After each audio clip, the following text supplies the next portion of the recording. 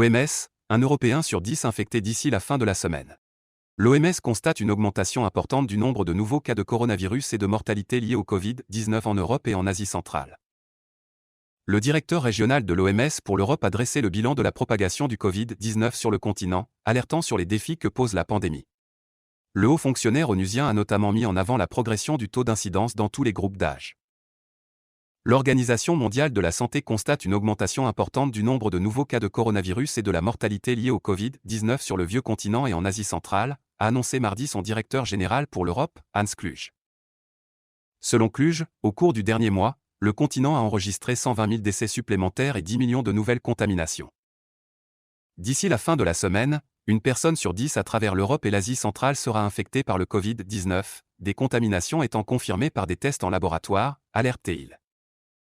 Par rapport à fin septembre, avec 2100 décès par jour, le nombre de morts journaliers a presque doublé pour atteindre près de 4100 décès par jour aujourd'hui, informe Hans Kluge.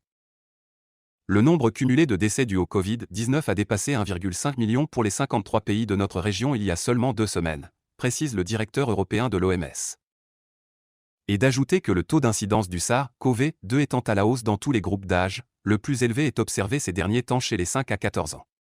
Une menace réelle pour leurs parents et grands-parents qui courent un risque 10 fois plus important de développer une maladie grave, d'être hospitalisés ou de mourir, surtout si ces adultes ne sont pas vaccinés.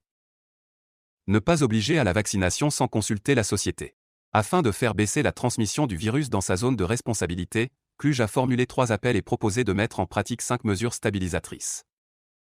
Ainsi, il incite les gouvernements nationaux à faire passer des mesures réactives à la stabilisation de la crise sanitaire, à protéger les enfants et les écoles et à ne pas obliger à la vaccination sans consulter la société. Par ailleurs, Hans Kluge prône une augmentation de la couverture vaccinale, le rappel vaccinal, la multiplication par 2 du taux de port du masque à l'intérieur, la ventilation des espaces fréquentés et l'adoption de protocoles thérapeutiques rigoureux pour les cas graves. Quant à l'Omicron, selon le directeur européen de l'OMS, il reste encore à savoir si ce nouveau variant est plus contagieux que ceux découverts jusqu'ici. Les pronostics de l'OMS sur la mortalité. Le 4 novembre, Hans Kluge a qualifié le rythme de transmission du Covid-19 dans les 53 pays des régions de l'Europe et d'Asie centrale de très préoccupant. Selon lui, cette nouvelle vague de la pandémie peut entraîner un demi-million de nouveaux décès d'ici début février 2022.